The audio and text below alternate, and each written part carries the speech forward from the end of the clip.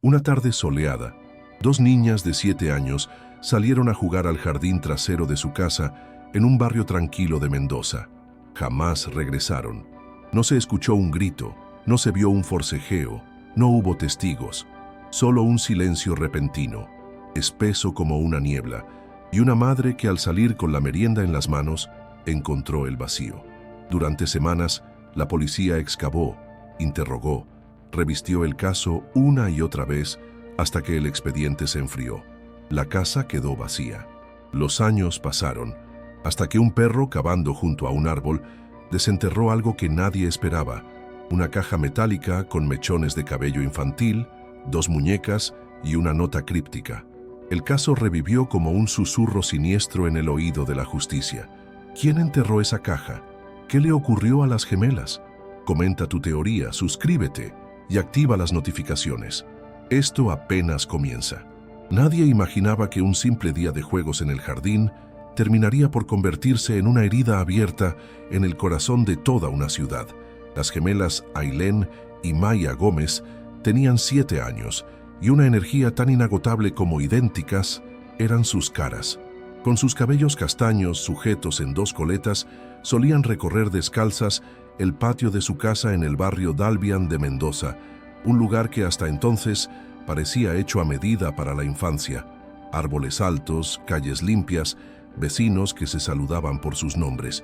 Era el año 2010. Carolina Márquez, madre de las gemelas, había dejado su trabajo como auxiliar contable para dedicarse por completo a criarlas. Su esposo, Leandro Gómez, trabajaba como jefe de planta en una distribuidora de alimentos y estaba fuera durante la mayoría del día. La rutina en la casa era meticulosa y dulce: levantarse temprano, desayunar juntas, hacer tareas y por la tarde, sin excepción, jugar en el jardín mientras Carolina preparaba la merienda. Ailén era la más aventurera de las dos. Le encantaba trepar árboles, recoger bichitos, armar casitas con ramas. Maya, en cambio, era introspectiva, más callada, le gustaba dibujar, juntar piedras de formas extrañas, leer cuentos ilustrados, pero donde una iba, la otra la seguía. Su conexión era tan profunda que muchas veces no necesitaban hablar para entenderse. Casi todos los vecinos del barrio las conocían. No había tarde en que no se las viera corriendo entre los jazmines y el limonero del fondo. La casa en sí, una construcción de una sola planta, blanca con tejas rojas y ventanales grandes, había sido comprada por los Gómez hacía apenas 3 años. No era nueva, pero sí cómoda. Tenía un jardín delantero decorado con rosas y un patio trasero amplio, con un sauce llorón que dominaba una esquina como un centinela antiguo. Allí Carolina había instalado una hamaca doble, una mesita para que pintaran y una pequeña huerta que cuidaban las niñas junto al jardinero que trabajaba 2 veces por semana, un hombre mayor llamado Darío Altamirano. Darío era callado, tosco, pero amable. Siempre llegaba con una gorra desteñida y silbaba mientras trabajaba. Las niñas parecían tenerle cierta simpatía, sobre todo Maya, que se quedaba mirándolo mientras removía la tierra o podaba arbustos. Carolina, sin embargo, sentía algo inexplicable cuando él estaba cerca. No miedo exactamente, pero sí una incomodidad vaga, como cuando uno entra a una habitación y siente que algo ha sido movido, pero no puede precisar qué. En los días previos a la desaparición, Carolina notó algunos cambios. Ailén comenzó a tener pesadillas. Se despertaba diciendo que alguien la llamaba desde el árbol. Maya, por su parte, empezó a guardar piedras debajo de la almohada. «Es para que no se me lleven mientras duermo», dijo una noche sin dar más explicación. Carolina pensó que eran juegos infantiles, producto de la imaginación, o quizás de alguna historia que escucharon en la escuela. Pero también hubo algo más. La mañana del lunes 10 de mayo, una vecina, Marcela Bertotti, pasó a saludar a Carolina y le comentó, sin mucha importancia, que había visto a un hombre parado junto al árbol del fondo en la noche anterior. ¿Un hombre?, preguntó Carolina. «Sí, creí que era tu marido, pero estaba como quieto. No me saludó ni se movió». Carolina no le dio mayor importancia. Quizás fue una sombra, un mal ángulo. El barrio era seguro y Leandro solía salir a fumar al fondo. Nada fuera de lo normal. El último día conocido comenzó como cualquier otro. Era martes. Las niñas desayunaron cereales con leche, se pusieron sus uniformes verdes y salieron rumbo a la escuela con Carolina. A las 13:00 regresaron. Almorzaron fideos con tuco, rieron con un programa de televisión, hicieron la tarea y a las 17:15 salieron al jardín mientras su madre preparaba panqueques. Esa fue la última vez que las vio con vida. Eran exactamente las 17:29 cuando Carolina notó algo extraño, un silencio demasiado perfecto. No se escuchaban risas, ni pasos, ni el crujido de la hamaca, solo el canto lejano de una calandria. Salió al jardín con el delantal aún puesto y las manos mojadas. Miró a un lado y a otro. La mesa de plástico seguía en su lugar, con 2 vasos de jugo a medio tomar. Las sillas vacías, la hamaca quieta, ni un solo rastro de las niñas. Llamó sus nombres. Ailén, Maya, ¿dónde están? Primero con voz suave, luego con gritos. Corrió hacia el árbol, revisó la huerta, abrió el pequeño galpón donde guardaban herramientas. Nada.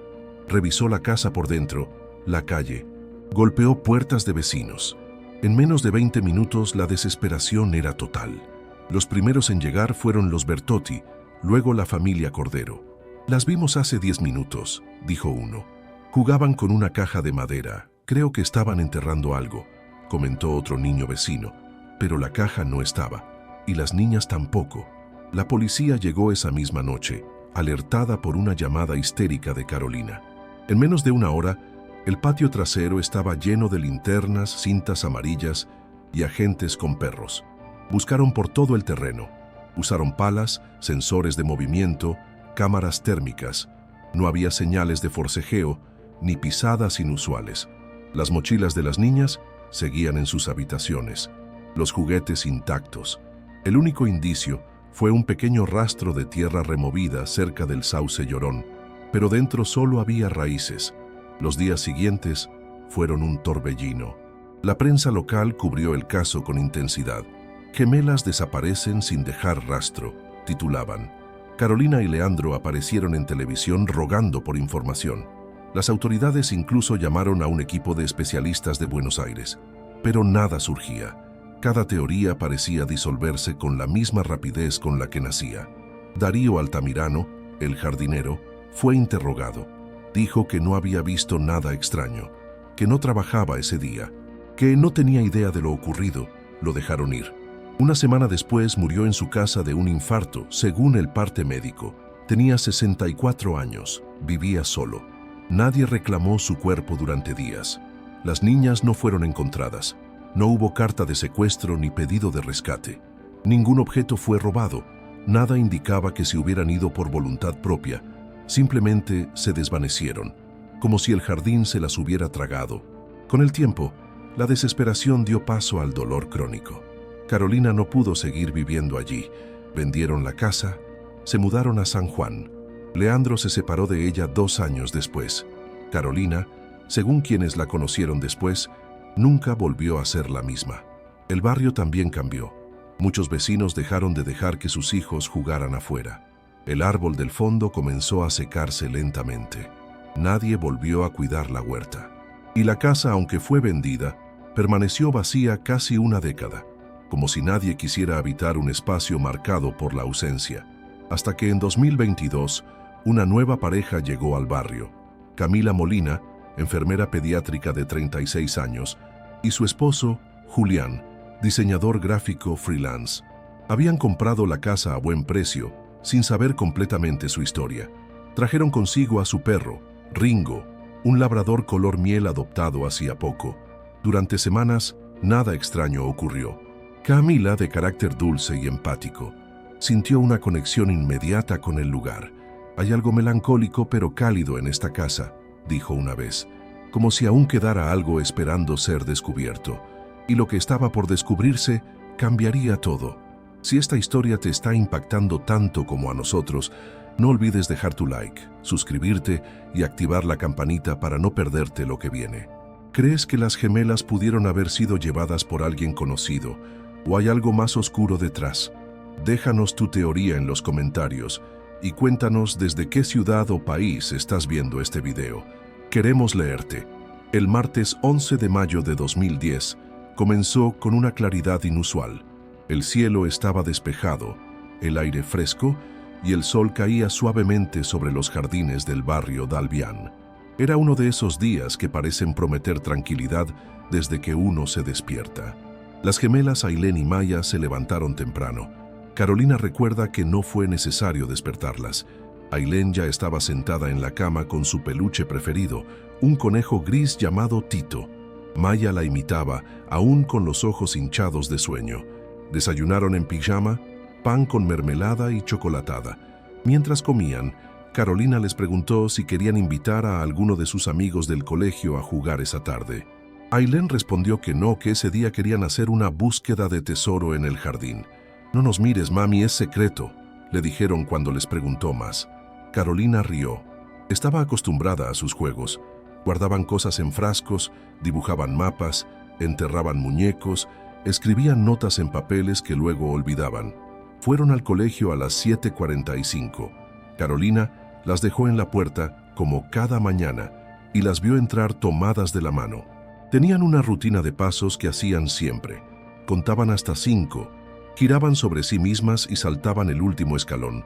Era su pequeño ritual antes de comenzar las clases. Esa fue la última vez que Carolina vio a sus hijas con absoluta normalidad. A las 13:05 las recogió. Habían salido contentas.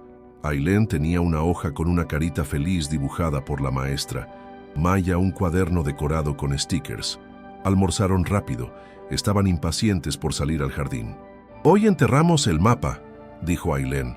Carolina, entretenida, preguntó si podía ver el mapa. «No todavía. Está casi listo», respondió Maya. «Después te mostramos». Las dejó salir a las 17:15. Se pusieron sus camperas, tomaron una caja pequeña de madera pintada con témperas, una manualidad que habían hecho el fin de semana, y se fueron al fondo. Carolina las vio por la ventana de la cocina mientras preparaba los panqueques. Las niñas hablaban entre ellas, reían y escarbaban con una pequeña pala de juguete junto al sauce llorón. En un momento, Maya pareció señalar algo hacia arriba, hacia las ramas. Ailén asintió. Siguieron cavando. Era una escena completamente cotidiana. A las 17:29, un cambio sutil ocurrió. El canto de los pájaros se detuvo. El sonido del agua de la pileta dejó de sentirse. Era como si el entorno hubiera contenido la respiración. Carolina miró el reloj de pared mientras giraba el panqueque en la sartén. Luego notó algo más. No se escuchaban voces. Caminó hasta el ventanal. El jardín estaba vacío. Las sillas seguían en su lugar. La mesita con las témperas también. Pero no estaban las niñas. Pensó que tal vez habían entrado a buscar algo o se habían escondido como parte del juego. Recorrió la casa llamándolas. «Ailén, Maya, la merienda está lista». Nada. Subió a su habitación. Revisó el baño, el cuarto de huéspedes. Bajó, fue al lavadero, al garage. Volvió al patio. El sol ya comenzaba a bajar. Caminó rápido hacia el árbol. No había señal de que hubieran estado allí minutos antes. Ni el más mínimo rastro. Ni tierra suelta, ni huellas, ni la caja de madera. El silencio se transformó en miedo. Corrió hacia la casa de los Bertotti. Marcela abrió la puerta y enseguida notó el rostro desencajado de Carolina. Las gemelas no están. Estaban en el jardín. «No están», dijo con voz temblorosa. Marcela entró corriendo a su casa, buscó a su hijo Tomás, de 8 años. Él fue quien dijo: «Las vi hace un rato. Tenían una caja. Estaban enterrándola cerca del árbol». Marcela y Carolina regresaron al jardín. Buscaron, gritaron, se arrodillaron junto al sauce, removieron la tierra con las manos.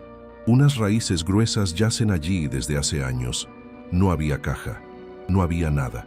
A las 18:10, Carolina llamó al 911. Su voz entrecortada quedó grabada para siempre. «Mis hijas desaparecieron del patio, no están, se esfumaron. Ayúdenme, por favor». El operador, al principio, creyó que se trataba de una travesura o que las niñas se habían escapado. Pero la patrulla fue enviada de inmediato. Los oficiales llegaron a las 18:27. Revisaron primero la casa, luego el jardín. Uno de ellos, el agente Ezequiel López, escribió en su informe: «No se encontraron signos de forcejeo ni de ingreso forzado. La zona estaba en orden. La madre presentaba signos de shock emocional». A las 19:10, Se sumó un segundo grupo. Llegaron perros rastreadores. Uno de ellos marcó una zona junto al árbol, pero tras excavar por media hora, no hallaron más que raíces y piedras. Revisaron los techos de las casas linderas, los patios vecinos. Nada. A las 20:30, una vecina mayor, doña Clotilde, se acercó a los oficiales. Dijo que escuchó algo raro cerca de las 17:30. Fue como un murmullo, como si alguien susurrara mi nombre desde el patio, pero pensé que era mi imaginación. Otro vecino afirmó haber visto una sombra moverse entre los árboles, pero lo atribuyó al viento. A las 21:45 se activó el protocolo de emergencia provincial. Se imprimieron volantes, se enviaron alertas por radio y televisión. La casa se transformó en un centro de operaciones. Leandro, el padre, llegó desesperado desde el trabajo. No entendía nada. Se arrodilló en el césped húmedo, mientras los oficiales colocaban cintas amarillas en todo el perímetro. Los días siguientes fueron un caos.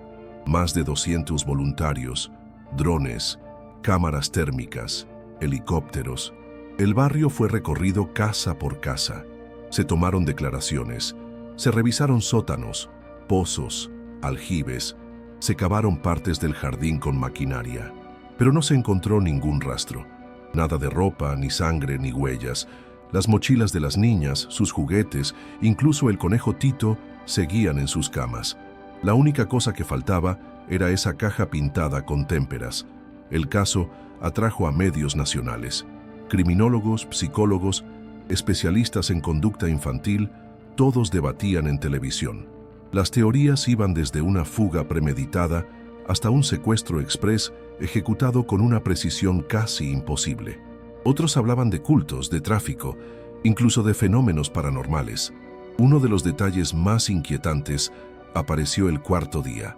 Un voluntario llamado Daniel Vega encontró, enterrado superficialmente en un rincón del jardín, un dibujo infantil.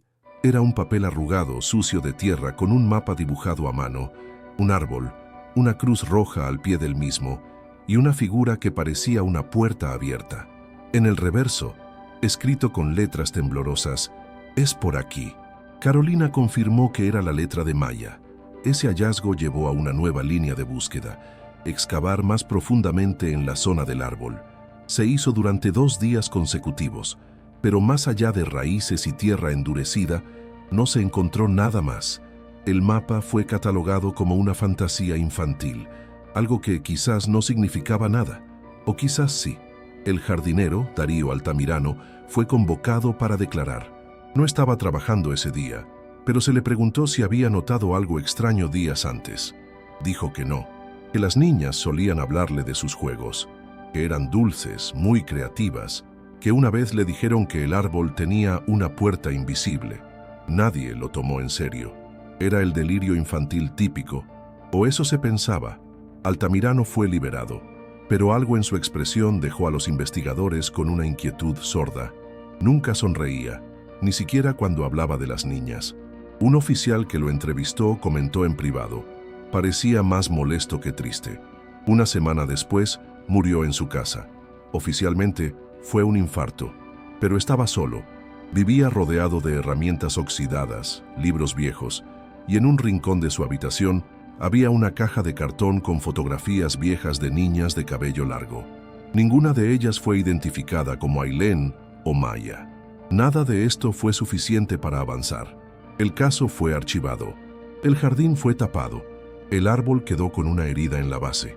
Carolina y Leandro abandonaron la casa ese mismo mes. Se mudaron. Desaparecieron del ojo público. Se supo que Carolina cayó en una depresión profunda y que a menudo decía que aún podía escuchar las voces de sus hijas en sueños. La casa quedó en venta. Años pasaron, y en todo ese tiempo nadie volvió a hablar del mapa, ni del dibujo, ni de la caja.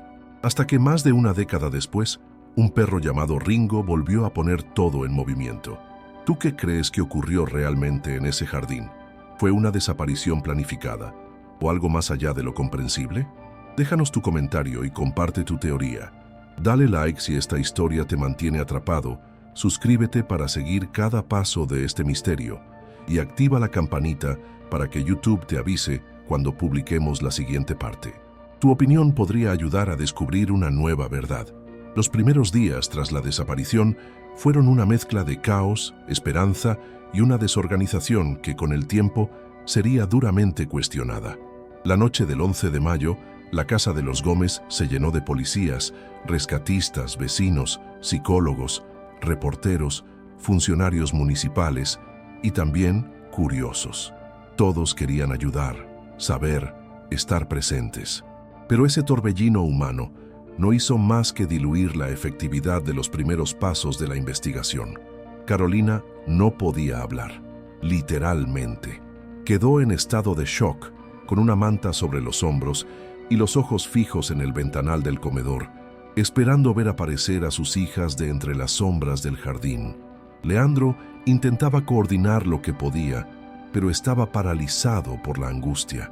Los investigadores tomaron control de la escena, pero cometieron un error grave desde el principio. No aislaron el jardín como debían. Decenas de personas pisaron el terreno esa primera noche. Cualquier rastro útil fue, probablemente, borrado para siempre. A las 6:08 de la mañana del día siguiente, se instaló un centro de comando en la vivienda de los vecinos Bertotti. Se convocó a la División de Búsqueda y Rescate de Alta Montaña, especializada en rastreo en zonas rurales, a pesar de que el barrio Dalbián era completamente urbano. El criterio era simple: había que agotar todas las posibilidades. El intendente de Mendoza hizo una declaración pública pidiendo calma y colaboración ciudadana. Se imprimieron más de 20.000 volantes con las fotos de las gemelas, que circularon en menos de 48 horas por toda la provincia. Se montaron retenes en rutas de salida.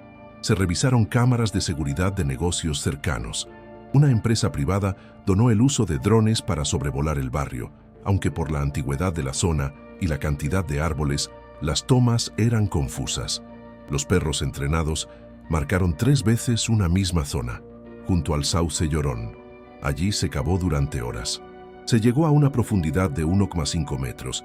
Se analizaron las raíces, pero no se encontró absolutamente nada más allá de tierra húmeda y piedras. Lo único que reforzaba el misterio era el dibujo hallado por el voluntario Daniel Vega, el mapa hecho por Maya, donde aparecía ese árbol con una cruz y la inscripción "Es por aquí". La fiscal a cargo del caso, Leticia Robles, autorizó una búsqueda más extensa. En los días siguientes, el operativo incluyó zanjas en patios vecinos, rastreo con georradar y hasta se solicitó asistencia a un equipo de antropólogos forenses. No se halló ningún objeto, resto humano ni señal biológica. Cualquier esperanza de encontrar una pista clara se desvanecía con cada metro excavado. En paralelo, se comenzaron a realizar entrevistas a todos los vecinos del barrio. La mayoría brindó información poco útil, salvo un testimonio singular. Un adolescente de 15 años, Nicolás Ferreira, declaró que el día anterior a la desaparición vio al jardinero Darío Altamirano conversando con las niñas junto al árbol. Estaban como dibujando en la tierra. Él se agachó y les dijo algo al oído. No escuché qué. Aunque esto no constituía una prueba incriminatoria, sí generó inquietud. Darío fue citado a declarar el jueves 13.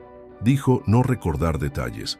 Aseguró que no había trabajado esa semana, que las niñas le caían bien, pero que no sabía nada del asunto. Su declaración fue breve, fría.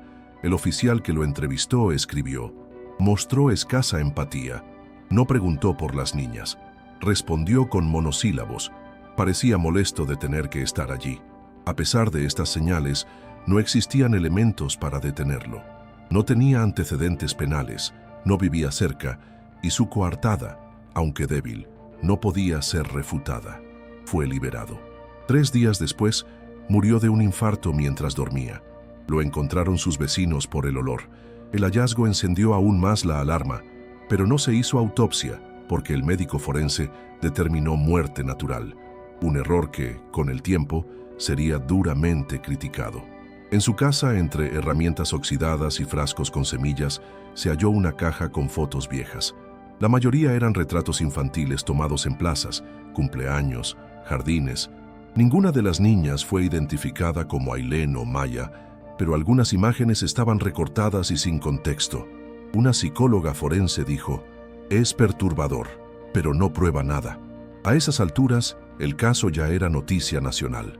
Programas de televisión lo cubrían en vivo. Se debatía si se trataba de un secuestro profesional, un caso de trata de menores o incluso una tragedia familiar encubierta. Las teorías se multiplicaban. Algunos llegaron a sugerir que las niñas nunca habían existido, lo que causó indignación y dolor en los padres. La fiscal Robles solicitó colaboración del FBI a través de Interpol debido a un caso similar ocurrido en Oregón, EEUU, con hermanas gemelas desaparecidas en un entorno cerrado. La respuesta fue que no se apreciaban patrones similares y que la escena no cumplía con criterios de desaparición internacional. El caso quedó reducido a lo local.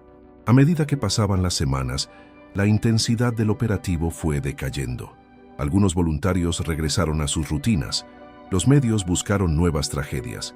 Las autoridades, sin pruebas ni pistas nuevas, comenzaron a archivar documentos. Se tomaron muestras de ADN de los padres por si en algún momento aparecía un cuerpo o un rastro biológico.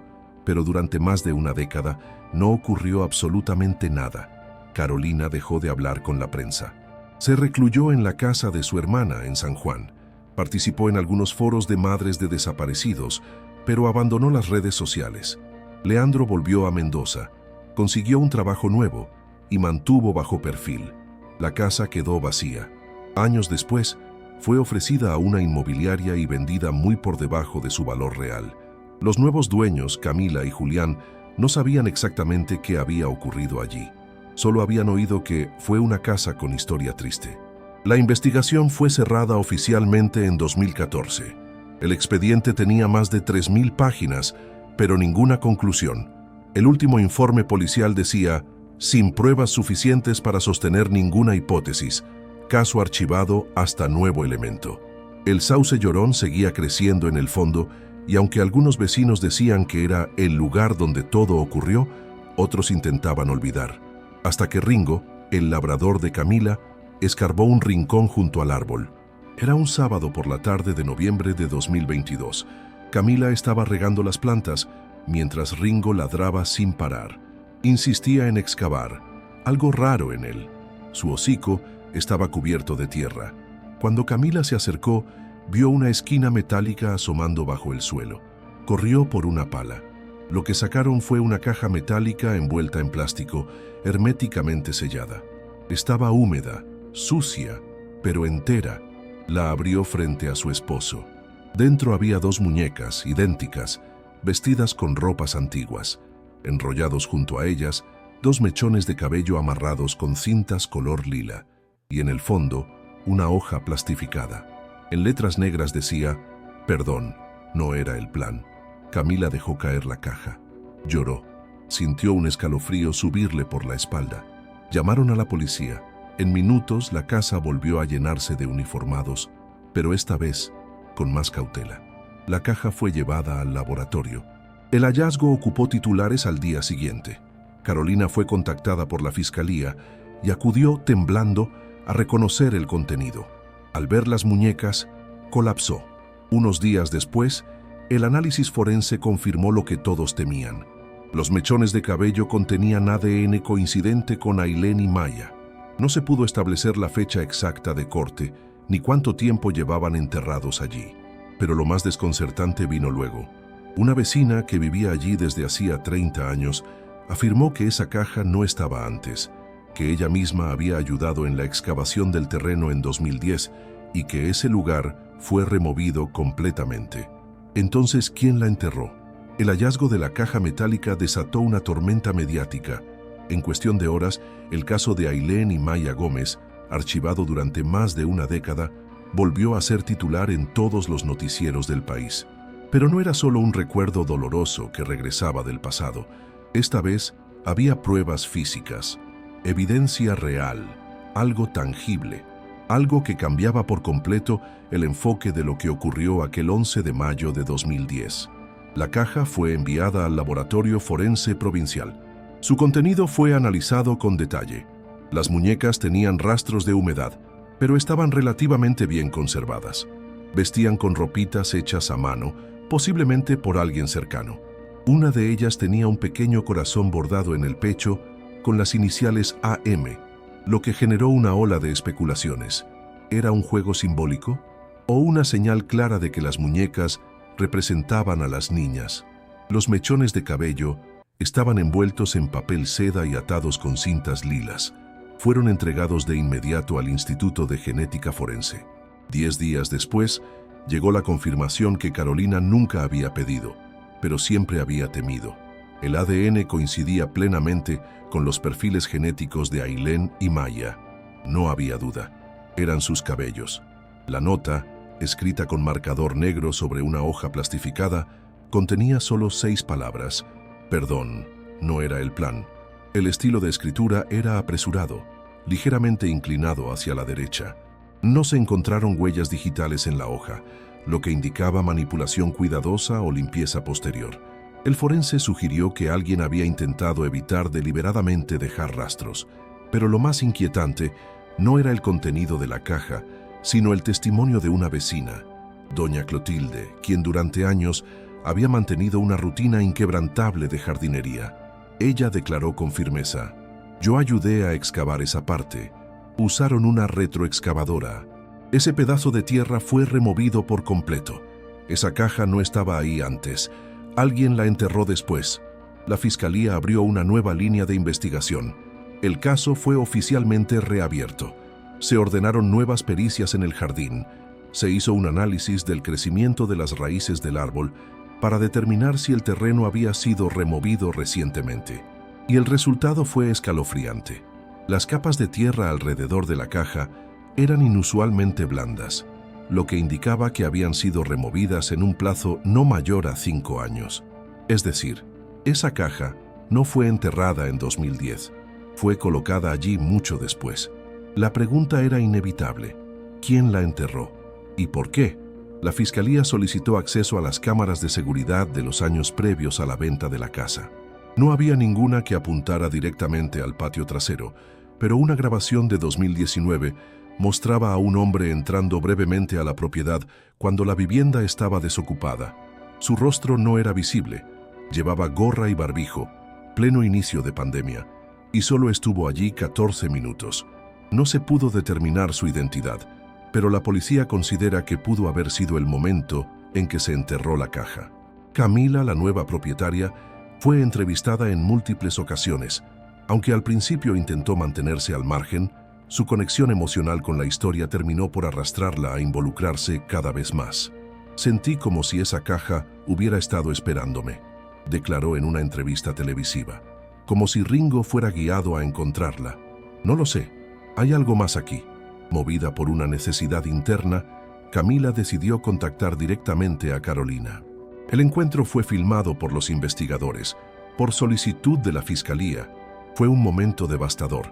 Carolina sostuvo las muñecas como si fueran cuerpos reales. Cerró los ojos, murmuró los nombres de sus hijas y luego, en un susurro roto, dijo: «Estas no son muñecas. Estas eran parte de ellas». A partir de ese momento, la investigación se centró en explorar conexiones no examinadas antes. Una figura volvió a la luz: Darío Altamirano. Aunque había muerto en 2010, nuevas revisiones a sus pertenencias revelaron algo ignorado en su momento. Entre sus herramientas había una libreta con anotaciones. En una de sus páginas, escrita con letra desordenada, se leía: «Ellas lo sabían. Dijeron que el árbol tenía una puerta, que escuchaban voces. No debía pasar, no así. Perdón». Los psicólogos forenses plantearon una posibilidad inquietante. ¿Y si Altamirano no fue el responsable directo de una desaparición violenta, sino el testigo de algo que no supo cómo manejar? ¿Y si fue parte de un juego que salió de control? ¿O si estuvo convencido de que las niñas habían cruzado a otro lugar, como ellas decían en sus juegos? Una hipótesis aún más perturbadora surgió entre los vecinos: que alguien más, alguien aún vivo, decidió enterrar la caja como una forma de redención tardía o advertencia. Fue entonces cuando otro vecino, Esteban Cifre, de 68 años, confesó algo que había ocultado por años. En 2016, una noche, vio luces encenderse brevemente en la casa vacía. Pensó que era un intruso, pero no llamó a la policía. Dijo que vio a una persona entrar por la parte trasera con una pala. Estaba oscuro, me dio miedo. No dije nada, pensé que era un ladrón. Ese dato, corroborado con la grabación de 2019, abrió una nueva teoría. Alguien relacionado con Altamirano, quizás un cómplice, un familiar o un imitador perturbado, había decidido plantar esa caja años después. ¿Para qué? ¿Para redirigir la atención? ¿Para crear una narrativa simbólica? Nada era seguro, pero sí algo cambió. Por primera vez en más de 10 años, las autoridades reconocieron que las niñas podrían no haber muerto aquel día. La posibilidad, por remota que fuera, reavivó la esperanza. Se ordenó una búsqueda nacional en bases de datos de menores no identificados. Se compartió el ADN de las gemelas en registros internacionales. Hasta el momento no se ha producido ningún match. Pero el jardín, aquel espacio que había sido un santuario infantil y luego un territorio maldito, se convirtió en un altar improvisado.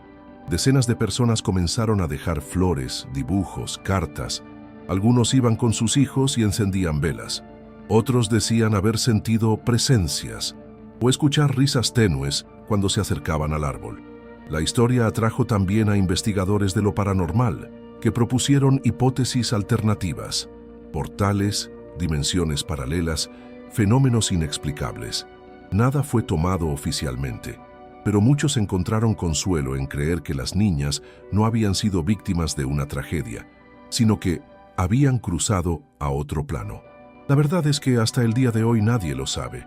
El expediente sigue abierto, nuevas pistas son analizadas, pero la caja enterrada, con sus mechones, muñecas y la nota, permanece como un símbolo terrible, una declaración incompleta, una promesa rota, o un mensaje de alguien que aún no se ha atrevido a contar todo.